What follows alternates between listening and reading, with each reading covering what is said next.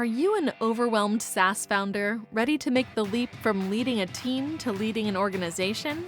Join us each week as we refill your think tank with actionable tips and strategies from great business minds you know and those you don't know yet. This is SaaS Fuel with your host, five-time entrepreneur, SaaS founder, and globetrotting adventurer, Jeff Maines. Welcome back to the SaaS Fuel podcast, where data gets a soul, AI learns some empathy, and customer insights finally stop sounding like they were written by a spreadsheet. I'm your host, Jeff Maines. I help B2B SaaS founders like you grow from traction to scale. Here, growth is way more than just numbers. It's about crafting a future-proof company, premium valuation, and leaders who build a business of significance while living epic, adventurous lives.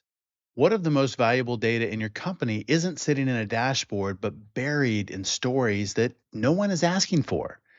In a world obsessed with surveys, scores, and surface level feedback, we've gotten really good at measuring what is happening and surprisingly bad at understanding the why behind it. In today's episode, we're going to explore the untapped power of storytelling as a serious business tool. You'll hear how narrative driven insights can uncover emotional drivers that traditional research methods often miss, and why numbers alone rarely reveal what truly motivates customers or employees. The conversation dives into how organizations can move beyond checkbox engagement and start designing intentional ways to listen through open ended prompts, deeper questions, and platforms built to capture context, not just clicks. We also examine the tension between technology and humanity as AI becomes embedded in content creation and analysis. Where's the line between efficiency and authenticity? How do you preserve emotional trust while scaling insight? And what does it take for leaders to model vulnerability in a way that actually invites real stories instead of just rehearsed answers? If you're leading change, building culture, or trying to strengthen the connection between employee experience and customer outcomes, this episode offers a thoughtful blueprint for using story, not just data, to drive smarter, more human decisions.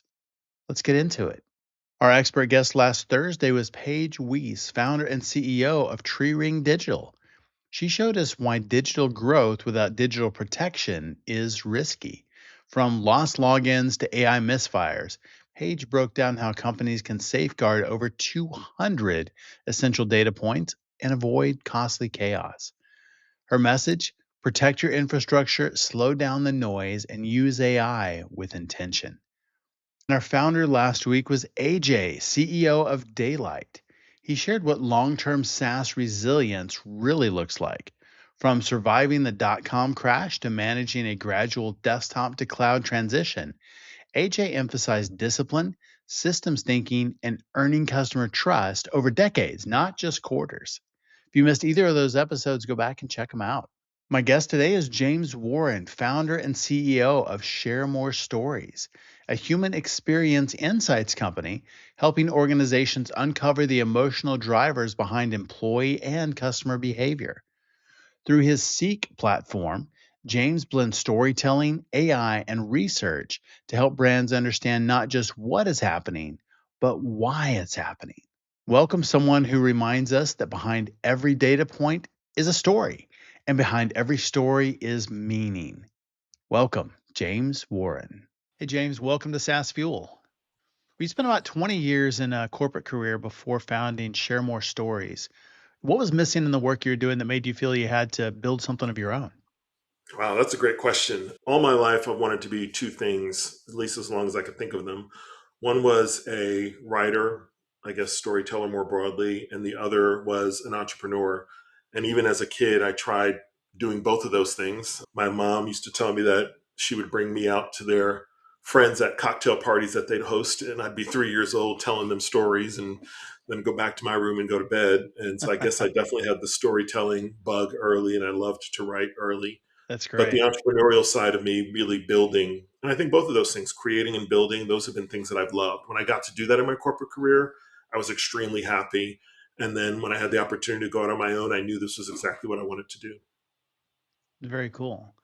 And then the company began more kind of writing and community building concept. What was a turning point where it evolved into an insights platform for organizations? So early in that process, even though I had run and managed and even built new products and brands in the corporate sector, it's very different than starting a business from scratch, as you Yeah. know. And my mentors and coaches were kind of giving me some high level steer and advice to get out there and really at the ground level understand what the needs might be related to this vision I had. Because sometimes you start with a very clear need and you go build. Sometimes you have a vision or an idea of something that's informed by some needs you've seen, but you still have a hard time pinpointing it. And so I had to go dial that in. And I remember I was at a conference up in New York called Future of Storytelling. And I was workshopping, volunteering in that conference, and happened to hear a person who at the time was like a global insights leader for P&G or one of the large consumer packaged goods companies. And she was talking about where do we go from here? What's next in terms of consumer insight and what's next in terms of storytelling? And she put the two together. She said, I'd love it if we could figure out how we could learn from these stories. And the light bulb went off and the confidence meter went up. And I said, that's what we're doing. Of course, we were figuring that out in real time. And those kinds of conversations early on told us that beyond the early writing prototypes and even the community building prototypes, there was something very specific to come from stories. And the connection piece is always huge for me. What people can do when they share stories with each other, but the learning piece, the insights piece, that's where it really took on a life of its own. And we were able to go from being an engagement driven tool to an insights driven tool. I love that. And I mean, storytelling, how does that work? What does that mean in practice when you say you're an insights company? Yeah, I mean, I start from like this very basic place, which back to childhood, right? It takes us to the idea of bedtime stories and fables, right? These things that we've grown up with and that really humans have had for a long time. Stories have lessons in them. They have things that we can learn, meaning in them. And so the idea that there's a lesson or a learning or a moral of a story means that there's something in each story I can take away. And that's true for the individual and that's true for the organization. So what we try to do is bring people together to share their stories related to something that's organizational or brand and marketplace driven or even community and societal driven as a topic. Share your story about that topic so that our customer or our client can learn from your stories. And each of those stories, when we aggregate them, we're analyzing them for themes and for big takeaways, just like you would other sort of primary data sources. And then we're doing AI driven emotional analysis. So you almost get a picture of how does this group of people feel about their experiences and why does that matter and what should we do about it? And when we talk about storytelling meeting insights, it's a very intentional, almost like a methodology of bringing people together, help them craft a story, write a story, or record it on their audio about their experience with the organization or brand, and then analyze that story to produce insights that maybe we don't get from like traditional surveys or focus groups or even in depth interviews. I would say in depth interviews as a research tool probably comes closest to what we are talking about, but it's hard to do that at any kind of scale. Right. And surveys, you can do at a really large scale, but it's hard to go deep. And so we often say those tools are good at telling you who, what, when, and where, but they sometimes miss the why. And that's what we're trying to get at with these stories is why are people having the experiences they're having and why do they feel the way they do about them? That's absolute gold. Because you're right, there's a lot of companies, they'll do surveys, they'll do NPS and get that feedback, but it really stays at a very high level and it's Yes. not always actionable because we are missing that layer of the why. And when Yes. you can turn that into a story, it's very Yes. natural for them to just explain it and tell their story You and got it. then be able to extract the insights out of that. And with AI, I think that makes it just that much easier now. That's exactly it. When I ask somebody if I've got 5 point rating scale or a 20 question survey or even a 3 question, like, I don't want to ask you a lot. Just tell me, did you like it? Like, what am I supposed to do with that? And because at some point you actually have a pretty good sense of whether or not they liked it or didn't like it. What you Right. probably don't know is why. And if you have two consumers who are behaving the same, but they have very different motivators, when one person's context changes, then they will look for a different product or solution to meet that shift in their need. And if you don't know what that need is, you're sitting there going, I don't understand. Their behaviors are the same. All of our predictive analytics said they should do the same thing. Why did they leave? Right.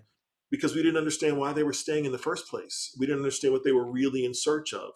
And so I think when you talk about missing that layer, it is that layer of meaning of both what is the customer or the employee really trying to tell us more than what we're asking them. We sometimes ask these very narrowly defined questions because there's comfort in thinking we know the answers, and it's hard to accept that we might ask questions we don't know the answers to. And when we do, that's where we get, as you put it, because they open up, they go deep Right. into their experiences, they connect dots for you that you couldn't put together on your own. And then they tell us, back to the origin of the company, they feel more engaged, they feel more connected just by us being willing to ask them that kind of a question. And it puts the company on a different track if they decide to listen this way. It doesn't mean the other tools don't matter. It means those tools have a limit. And if you're trying to maybe enter new spaces, maybe new markets or new products, or you're trying to navigate some real challenging organizational issues, or the culture is not what it used to be and you can't quite put your finger on it, something's missing, but you don't know what it is, this is a great way to start digging in deeper. Because again, like you said, people just go into storytelling mode and they naturally weave in all the details and nuances that I would never get in a survey. And frankly, I can hardly get in the focus group because there's 7 other people in that focus group. This is Right. like a focus group of 1. Oh, so good. And I love what you're doing because you're uncovering the emotional layer or the Yes. emotional drivers maybe behind that Yes. decision. And you mentioned employees, customers. So it's not just limited to customers, but That's right. employees as well.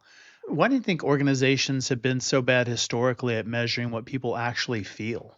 I think that's such a great question. I think there's a few challenges that have been there along the way. I think, like anything else, right? The research industry has grown over a long period of time. It started with asking people questions and getting answers. We evolved into, I don't know which came first, qual or quant, but those are our two predominant ways of thinking about how do we collect information. And then on the fringes, you have more innovative tools like social listening, like on the quant side, big data and analytics, like all kinds of things that are designed to help us still measure and count how many times did this person do this and where did they do it and when did they do it. Very few of those tools today ask questions like, how are you doing that? Why are you doing that? Yeah. Because it's hard to ask that question at scale, and it's hard to analyze it at scale. But that was what we saw was the biggest unmet need in that sort of listening and learning landscape, from data to analysis to insights, whether it's market research or experience management. That's what seemed to be missing in that sweet spot. When we talk to leaders and say, especially when we tell them it doesn't mean the existing tools you have don't matter, but these are the things that will close gaps. That's the intellectual side of the debate. The emotional side of the debate goes right at the heart of this question for the leaders. Why haven't you listened this way before? And what I often find is, for leaders, there is a leaders have fears just like every other human does. And one of their fears is fear of being vulnerable, fear of not looking like I've got all the right answers, fear of the unknown. And when they have to navigate those, that can be hard. I think I don't have a lot of generational differences matter. I don't think they matter as much as we think they do, but I also think there's some things that matter a whole lot more than we realize. And one of those things for me is the difference between generations when it comes to organizational leadership and work. Those are big shifts that you Yes. can see in the world. And I think that the leaders who have maybe been in the workplace for 20, 30 years and are in leadership positions, they came of age at a time when you're supposed to know the answers. This command and control, this hierarchy, and convincing some of those leaders that it's okay that they don't is hard. But the leaders coming up now behind them, they have come up in an age where experience really mattered to them. The brand values matter to them. Culture mattered to them.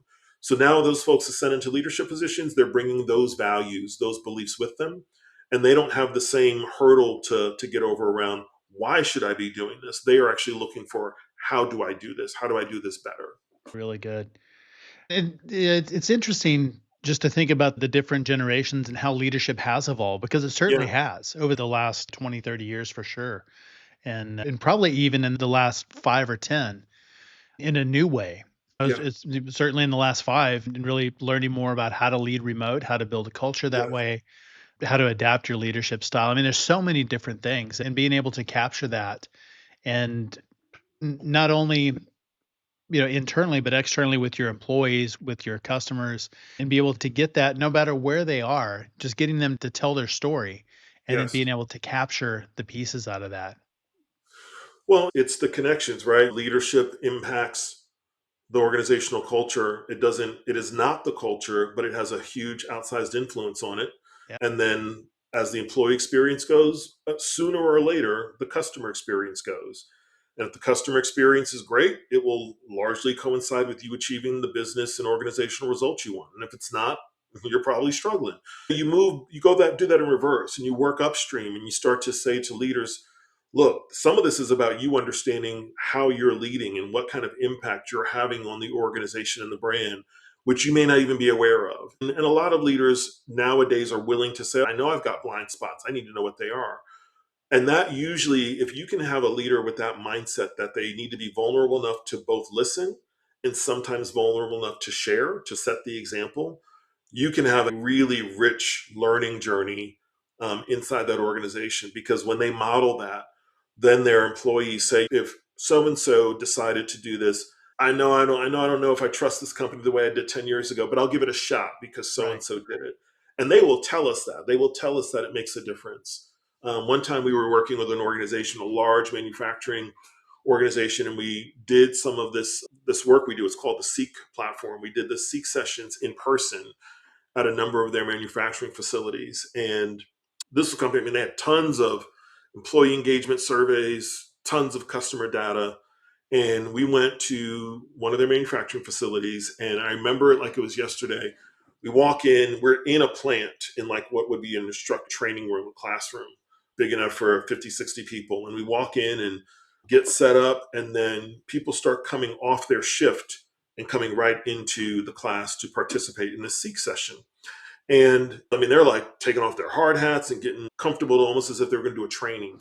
So my first thought was like, I wonder how they're going to receive this because it was stereotyping in my head. They're probably going to think this is too touchy feely. And were they voluntold or were they invited? And who's Right. coming to the room? And so I had a little anxiety, like, I hope this goes well kind of thing. And room fills up. And so I'm like, okay, well, at least they're here. We'll see what happens. And we start going through the process and everybody had to work on a laptop. And since they worked in manufacturing, they didn't have their own laptop, so they had to like get all signed in by IT, and that was a whole spiel. But we get them all connected, right? And I have the website for the project up on the monitor and the whiteboard. And one guy comes in and he just sits down and goes to the website and just starts banging away and just typing. And I'm like, excuse me, sir, we're not at that point in the process yet. And he's like, I got it. And he just keeps going. And I'm getting like, as a facilitator, I'm getting like annoyed, like he's not following the script, but he just keeps going. And then when it's time for people to start writing, he gets up and he goes, all right, I got to go. And I'm thinking like, he really didn't want to be here. Maybe he was like messing around doing email. I totally prejudged him and misjudged him. Well, we could see the submissions in real time. So I'm dying to know, like, this guy, the man came in, sat down, and wrote 1,800 words about how he Wow. feels about his job and the company and the culture and what he used to have at that company and what he doesn't have now and what he hopes for. And I was just like, it was a lesson for me, number one, to remember that even though I'm trying really hard to build these systems and offerings where we listen more than we assume, I was guilty of it. But more importantly, I learned that when you give people a space to share stuff they've been holding in for a long time, that's exactly what they do. They share it. And he felt, I could tell he felt lighter when he walked out of that room. But I mean, he gave us so much to work with. And those are the kind of things that I think leaders need to know is just because you're doing your surveys and just because you've got your NPS or your employee engagement, even if that's good, you're missing the depth. And if it's not good, you're missing the why. Like, how do we close those gaps? It's getting leaders into a position where they can both ask and answer those questions themselves, set the example, and then listen to what they hear and learn. So good. And for everybody that's listening, you just got a really good example of insights from story.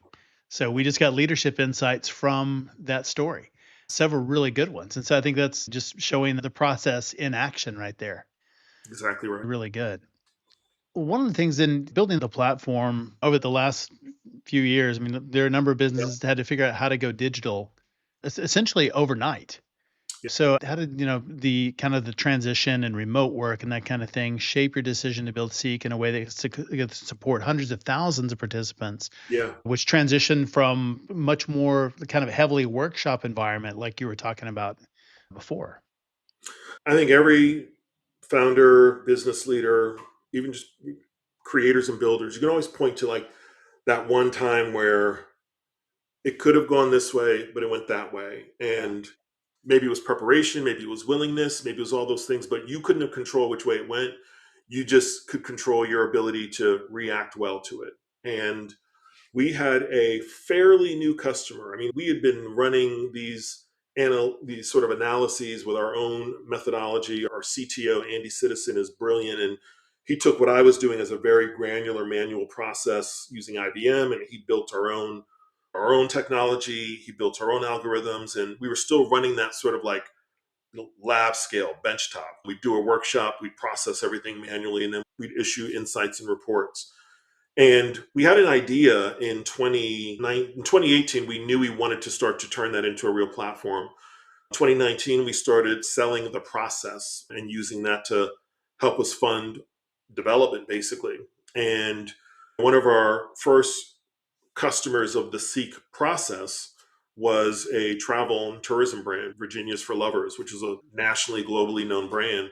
And they really wanted to go deeper and understand the emotional drivers behind some of their consumer segments. So they were already predisposed to it, right? We had done a couple of workshops in Virginia and North Carolina and further points further north where they sourced their consumers from. And then the pandemic hit in January 2020. And we were set to do more with them. We had started marketing Seek and the platform, and folks were like, this is so interesting and different. I'm really interested in this. And when we told them it was a workshop, it's like a focus group on steroids. Like, this is incredible.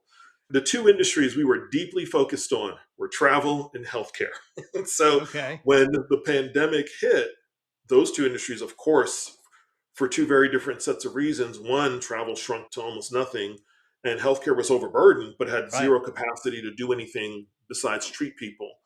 And so I remember thinking, this is it. This is how we shut down. And we had a moment we were like, well, let's see if we can try this Zoom thing with a Seek session, and let's see if the customer would be willing. We asked them, we said, would you at all be willing if we tried? I mean, remember, back in those days, only a handful of people were doing video conference meetings. And we said, would you be up for trying it as a Zoom session? They said, yes, we'll try anything. We think this is important. We'd love to figure it out. When a customer tells you they want to figure it out with you, go back to use your word, that's a golden moment, because Yes. that means they're invested in what it is you've done together. And we'd already shown proof. So it wasn't like they were saying yes to the beginning. They were saying yes to continuing what we had already helped start to deliver for them. So we had to figure out literally the first few deliverable projects we were doing Seek as a virtual process. Now, of course, that's standardized. That's not a big deal. But back then it was like, are we going to switch people speaking? Are we going to change views? Like, what are we Yeah. going to do? And how are we going to get people to engage? We were able to connect with people who we would have never connected with because they immediately said, oh, I can participate anywhere in the country. Yes, you Right. can. Then we said, now that we can see we can engage them in this meaningful way digitally. And in the research industry, there were not a lot of digital first qualitative tools in 2019, 2020. The focus group model was still very much the predominant way of doing qualitative research. That whole industry shifted. So we were part of that shift. But we said we got to go further than that and build a platform. And so we started developing, and IBM right around that time said, I don't think we need to keep doing this the way we're doing. So we're going to shut down some of the services that we were using. And again, our CTO, Andy, was like, never wanted to back away from a challenge. He goes, I think we can build this. We'll build it in Google's framework. We'll build it in some of the large language models that have made this possible now. And that's what we started doing in 2020 and 2021. We launched it, soft launch at the end of 2022 with a management consulting firm. And they were the very first customer to use this platform that had people do stories. And my biggest fear was They're not going to get emotionally engaged. This is going to feel like a survey to them. They're not going to write anything meaningful. And it was the opposite. I almost feel like because it went from being a workshop room experience to an individual, not solitary, just individual experience on your phone or your laptop, that enabled them to not worry about who else was doing what or what they were thinking or feeling. And they just focused on their own experience. So when that happened, we knew we had something, and we've just continued to build it steadily ever since and try to find its way into more organizations with leaders who really want to listen. Going back to that same first customer who said, we have to keep doing this. We'll find any way we can. So that's how we got to where we're at today. Yeah, that's pretty awesome. And in the going from platform plus services, what's been the toughest part about shifting towards something that's more platform centric without losing the depth that services clients expect? Yeah. I mean, you're like in our team meetings right now because this is the crux of it. And we're on that journey. I would say there's a few things. One, just in terms of whatever your company's strategy is for growth, you have to have an honest assessment of what are you today? It was actually in VC. He said, just be emotionally honest with yourself. You're not a tech company today, but that doesn't mean you can't be. And do you want to be? Maybe you don't. Maybe you want to be a different kind of tech company. Maybe you want to be a human first tech company, whatever it is. But just start with an honest assessment of where you are today. The next thing that I think we had to work through was what is our capital plan for making that shift? Because as you know, yes, the promise of platform based businesses are that they are extremely efficient. Once they're running well, they're relatively low cost, relatively high margin. But the cost of getting to that is not insignificant because you have to do a lot of testing and learning and development with and through your customers and users to get there. So the capital, really thinking hard about what is it going to take us to build this? Are we going to self-fund through revenue from the services business? Are we going to take our time and gradually transition? Will the market allow us to do that? Those are all the questions we had to answer. And honestly, we kind of said, in the literal sense, we don't have a choice. I mean, we did, but we said the choice in front of us is to gradually migrate from a services business to a platform business. Where I would say we're about 75% of the way there. We have offerings now that are just subscription only. The product had to get to a place where we could enable that. So, for example, you talked about how do you not lose the depth of the insights. We built our own AI tools in the Seek platform that allows the customer to now do their own analysis in real time. So Wow. a lot of the emotional data is visualized for them. Getting those things, though, what I would say is at a level of precision, not 80% good, not 90% good, like 95% or better, because people have to make large decisions off of the relative accuracy of your information. And so we have a really high standard for that, which is probably why it took us a little bit longer to get to a place where we were comfortable saying, yes, if you use our AI tool in the platform, you're going to get accurate answers all the time. Should not be a high bar, but seems to still be. And you're going to have the context. I do think the large language models and their consumer facing chat tools are catching up on the questions of how to solve for context, whether that's through agents or other methodologies. But I would also say they do that at about still a 70 to 80% accurate level. We're giving 95% accuracy on the context. If you're in your project and you're asking questions about your project, you're getting accurate answers about your data. Participant counts, breakdowns, demographics, behavioral data, if we've asked them for that. And then, of course, the themes of their stories, the emotions of their stories. It's pulling all the data from your project and only your project and letting you navigate that conversationally. And while, again, I think in a lot of industries, the real value is being created not at, oh, look, we've AI'd our business. It's being created at, we've taken this very specific problem and we figured out what we need to do to leverage AI technologies at the user end, in the processing and analytic end, in the back end. We've figured that out. And if we've done that well, we can create some value. That's what we're doing in this very specific lane of this type of insights work for customers. Ever notice how every leadership book tells you to take the journey, but none really show you the map?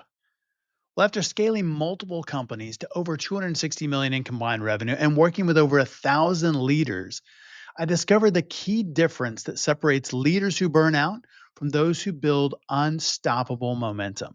It's not strategy, not charisma, It's not even luck, it's relationships, specifically four of them.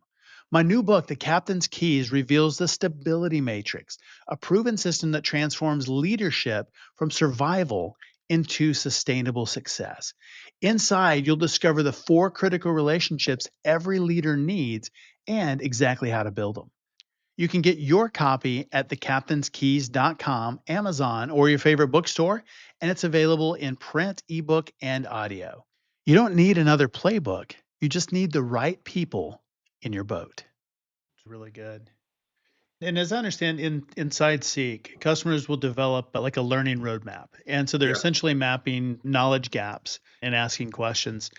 How do you help them ask better questions instead of defaulting to surface level curiosity or things that I know I don't know, and kind of get deeper into the things that I don't know?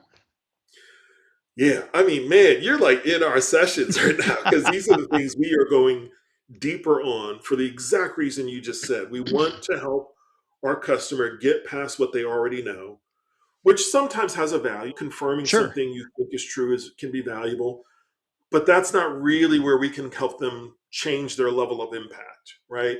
And that's Right. what we're motivated by. Like, how can we help you achieve greater impact? It's probably not from just doing the same thing 5% better forever. I do think incrementality matters in certain cases, but here we're trying to find people in mature industries, mature businesses where they're either being disrupted or they need to do this disrupting. So that means asking, like you said, bigger questions that we don't even know to ask and we definitely don't know the answers to. So in the learning roadmap, it prompts you through, before you ever get to starting your project, it prompts you through questions like, what do you think you know very well today?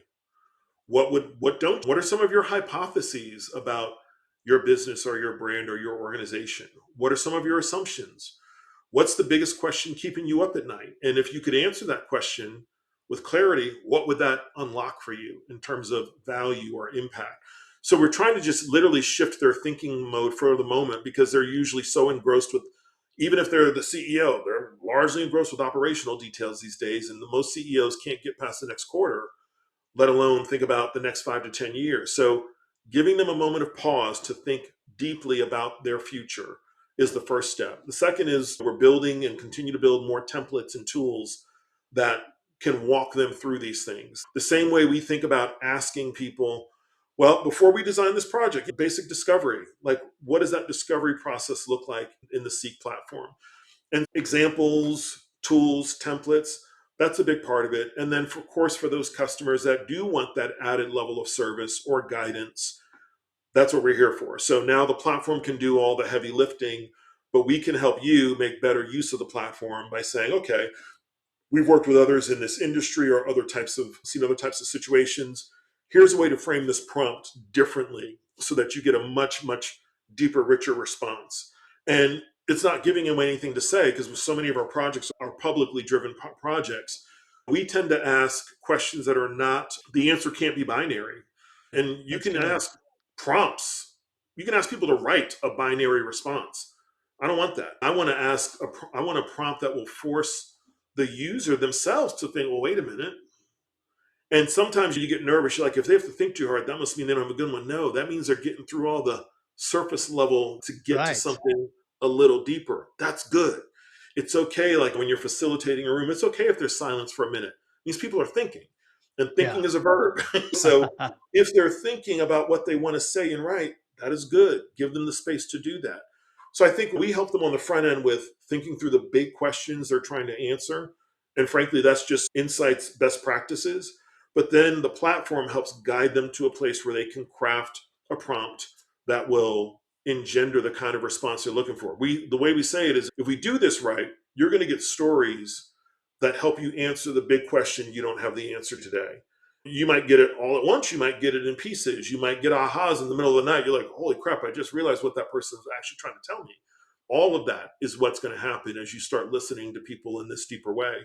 And we recently added audio because I'm a purist. I love writing, I love storytelling in that way. And I like speaking, I like facilitating. When we added audio to a couple of current projects, it shocked even me how much it took it to another level. I think you're always going to want to have the power of choice. Some people like to write because that's how they think. Some people are not verbal in that way. They may be more oral, not written, and everything in between. So giving people that other mechanism, of course, makes sense. But I'm really proud of the way the team did it because they preserved the intentionality. It's not just an off the cuff, hey, 3, 2, 1, go. It's really a think about what you want to share, think about why it matters to you, and then record yourself. And you can pause or unpause. You can start over if you want. And then the platform automatically transcribes their audio reflection, scores it the same way as a written reflection. So in the same project, the data has integrity regardless of how they got to the point of sharing their story. And that opens up a lot of doors for our customers and frankly for us. That is absolutely brilliant. Yeah, I like the audio and just working through that because you'll catch so much stuff if they just kind of stream of consciousness, stream of thought, just talking about their experience and just like you said in the beginning, is telling their story. Yeah. That's really good. You get so much good stuff from there. Yeah.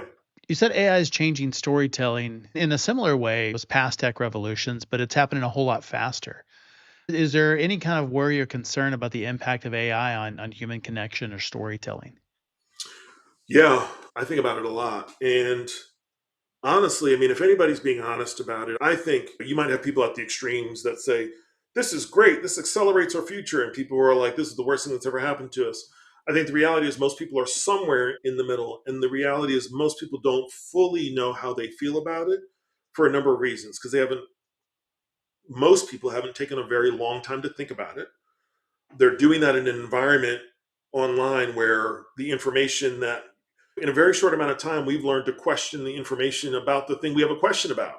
So it's like, I mean, is this a trustworthy source on AI and what it's doing or not? So even the source question has become one where we have to really do our own homework. But what I would say is, in terms of how it's impacting connection and storytelling, on the creative and production side, on the content side, obviously by now it's pervasive in written content on social platforms, it's pervasive in video content, and some of those baby videos are hilarious. I laugh at them. It does make me ask myself, we're using up a whole lot of horsepower and energy and creative genius to make these things. Yeah. What else could we be making? I do ask that, but I gotta say, like, the dancing animated babies make me die laughing. I do think that the need for human connection doesn't go away with AI. Almost every post apocalyptic movie that's ever been made still seems to keep coming back to this fundamental struggle of how do we preserve our humanity? And my partner Andy and I, we did something one day because we were feeling a little mischievous. We decided to ask ChatGPT and Gemini if, considering the movies like Terminator, 2001, Don't Look Up, and I think we gave it another like apocalyptic movie, Alien, and there was one more. We said, when you consider these movies and these stories, and you consider where we are with AI today, what do you think is the future? It was dark and hilarious. I mean, Gemini's answers were a little bit more nuanced, but ChatGPT's, it went off on a tangent. And it was like, the problem is not me. The problem is you, meaning humanity. And it was like, Not you what have I wanted not. to start out with. I mean, I was just like, okay, okay. And we haven't decided if we even want to release what it told us because it sets off a ripple effect. And it was a lot to absorb. And we sat back in our chairs with our jaws on the desk, like, it said what? And so I think we will be in a intellectual, creative, and eventually moral, I mean, values driven struggle for how human do we want to be. Some of the horses have left the barn, but not all of them. We still have the power of choice. We can still decide to what end and to what extent we want these tools to serve humanity or we want humanity to serve these tools. And that sounds very far fetched until you realize some of these agents have built their own social media platform and are Right. having conversations about humans. Yeah. This is happening way too fast. This is like, I mean, that's how Skynet gets started in the Terminator Exactly. sequences. So I don't think those things are a joke anymore. Some of our best creative geniuses had visions of the future, and they are by and large 70% accurate. So it's time for us to start having serious conversations around what kind of future do we want 10 years from now and maybe 30 years from now, because the decisions we make today will influence both of those. I think AI is here to stay. I'm still betting that humans are here to stay too. And it's Yeah. up to us to decide how we want humanity, creativity, and connection to be felt. Nothing yet can replace our emotion. And I think if we guard our emotions, our feelings, that's the most unique part of our emotional DNA might even be as unique, if not more unique than our physical DNA. And that's worth preserving. Our essence of our humanity, what makes us up and how we feel about that. I think it's worth preserving. That is really good. There's definitely a line that is blurred between, we'll say, AI assisted human storytelling and AI generated, approved by humans. And that's true not only in online content, That's right. but whether it's fiction or some sort of a blend. How are you thinking about that? Where do you draw the line as the platform evolves in how much AI assists somebody in coming up with their story? Yeah. To this point, we've drawn the line. And what you tell people you will accept and what they can navigate around that is the essence of survey fraud, research fraud, which has long been a condition that researchers and their clients have had to navigate in Sure. the research industry. The difference is the technological tools to game systems to generate much larger financial incentives or do the same work with much less effort. Those tools have been exponentially expanded over the last 5, 10, 20 years. So you can do a lot more with a lot less, a lot faster. So we have to be on guard. We do a lot of things on the front end in our screening processes, at the platform level, at the point of entry, to take some of the more obvious things off the board. People using bots or using tools like voice over IP. There are plenty of legitimate use cases for voice over IP. That's not the issue. The issue is that almost all of the illegitimate use cases involve voice over IP. So try to take that off the table, right? And then you look at other things like, hey, basic IT security measures that you can assess whether or not this is likely to be one person operating multiple devices or not. You do those things. But then the content is really where you have to ask, how do we know?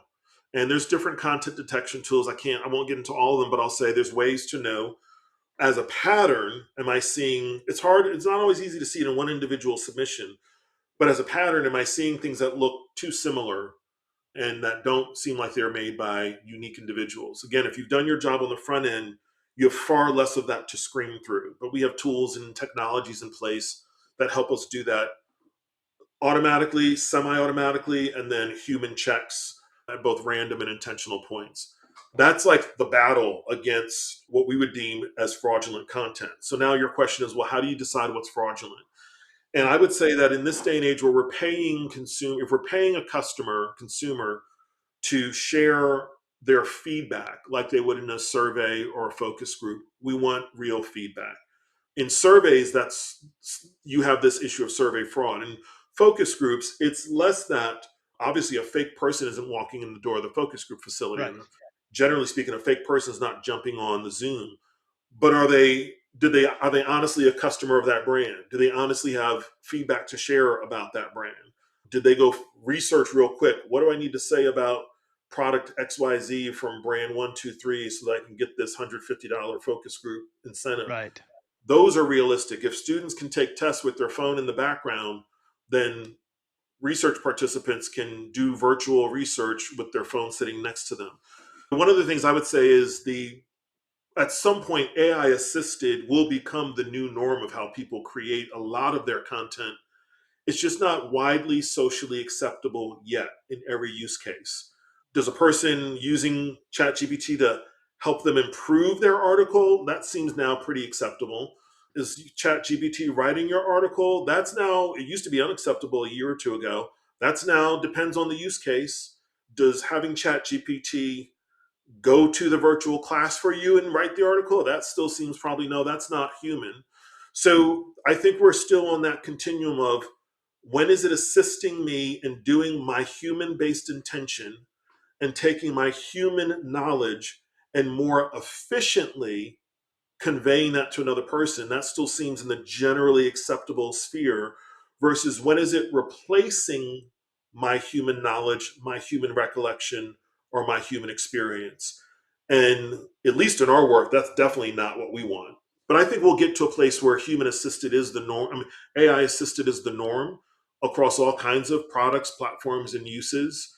And workplaces are, by definition, accelerating that pace with all of their spending to buy tools. I sometimes tell my friends in large companies, if you've got all those certificates on how to use AI, remember you're training your AI on how to do what you do. Right. So just keep that in the back of your mind. And I think the big companies have it the hardest, trying to find that balance of how do we roll this out responsibly? How do we roll this out in a way that preserves what is most unique about us and our culture and our brand? They've got a lot to figure out. They do not have easy roads. It is not like any of the technological big sea changes I can recall of the last 25, 30 years. This one is entirely and wholly different. Yeah, it definitely is. Or for SaaS founders that are trying to scale up and scale fast in a lot of cases, what's one practice you've seen that helps companies grow without losing their humanity and maintaining emotional trust? Yeah, in a certain sense, you almost just gave it the answer there. For us, it was figuring out what works in the real core fundamental human experience. If you make products and you sell products or you're an e-com, it's a little bit different because you generally have some previous buying patterns, usage patterns, and you're like, we're just trying to remove the friction from the consumer buying that and maybe add some elements to the experience by making it digital. But when the experience is inherently digital, or at least that's what you aspire to build, I think it makes sense to, at least it did for us, to start offline. If you want to ensure that your digital product and platform, as it scales technologically, it scales the human experience side of it, then start with the human experience in person if you can, in real life if you can. What is it that they're trying to actually do? What is the actual pain point that they physically experience? You say, well, it's a digital product. Right. What do you see them experiencing physically on their laptop or on their phone trying to do a thing? Right. Root it in that kind of observation first. Interaction better, like have a conversation with them. Like, I saw you hover over that part of the screen for a long time. Why? Were you expecting something? Are you frustrated? Did you like what happened there? We have come to a place where we tolerate a really crappy technological experience and we are paying the equivalent of like three countries' GDPs over this stuff. It's We're paying trillions of dollars as consumers and businesses to get things that work the way we expect them to 80 to 85% of the time. Remember the old school days where you'd have like server client software and you'd have to have a 98.9% uptime or they'd take Yes. money out of your bill? Yes. Like, bring that back. Do we get rebates when this doesn't work the way it's supposed to? And the answer, of Exactly. course, is no. That's the beauty of mobile and cloud is there is no uptime anymore. It's the internet's fault. But I do think those are things we have got to get if we want the next class of digital experiences to not just be a glut of digital trash. I mean, the fact that you can make an app by vibe coding isn't inherently a good thing because we're going to take this crowded digital marketplace and throw a whole bunch more at it. And you might say, well, it doesn't matter if they're not successful. It does, because you have to sift through stuff that Right. doesn't work. Just a bunch You more know, noise. much more noise. It clouds choices. And so just being able to make it doesn't mean that's a good thing. We have to help people make things that matter, make things that people really want to use. And look, if it doesn't work, that was a good try, but make it human centered. Get in the real world, watch them, listen to them, ask them, interrupt them in development so you don't have to interrupt them in the real experience. Love that. Well, where can people learn more about you and, of course, seek online? Well, thanks for asking. I love to hang out on LinkedIn. You can find me there. My profile is James-Warren-Seek, Seeq, on LinkedIn. And of course, you can find us on the internet, on the web, on our platform is sharemorestories.com, and that can bring you right into the Seek platform. Or just go to seekplatform.com, Seeq platform.com.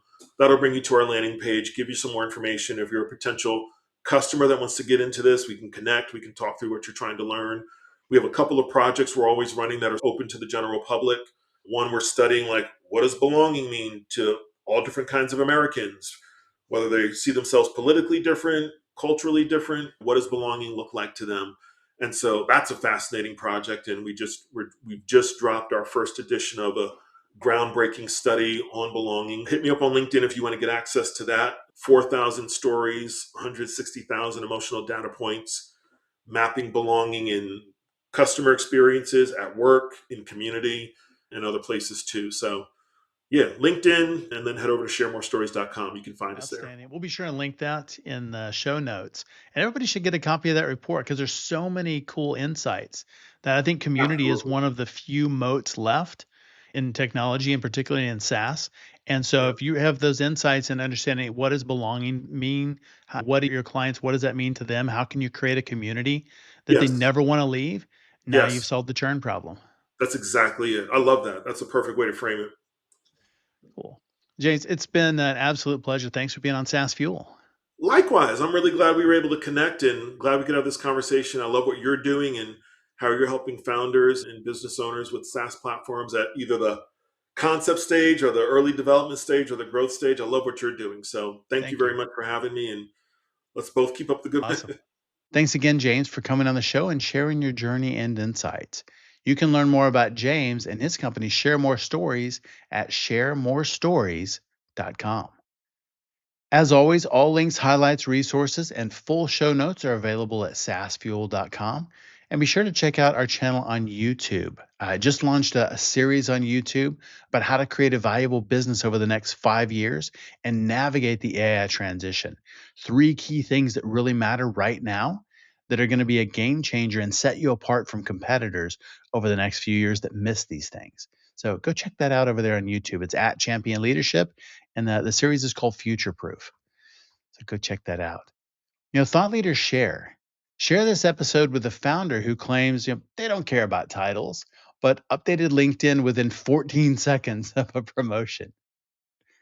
Everyone who shares this week gets a stealth title upgrade. Chief Actually Gets Stuff Done Officer. Everybody needs that title. How should tech professionals think about wealth differently than everyone else? Well, next up, Stan Leong, former engineer turned private wealth advisor and author of Engineering Your Finances, is going to join us to break down how analytical thinking can lead to smarter, more confident financial decisions. And then 1 week from today, what happens after the sale? And why do so many brands ignore that moment?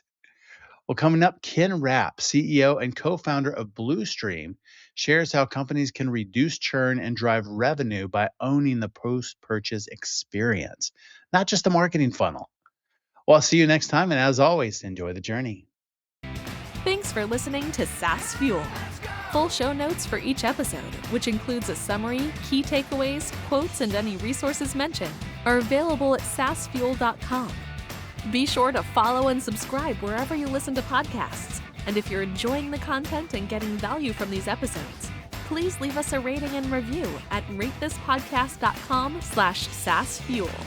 We'll be sure to read these out on future episodes.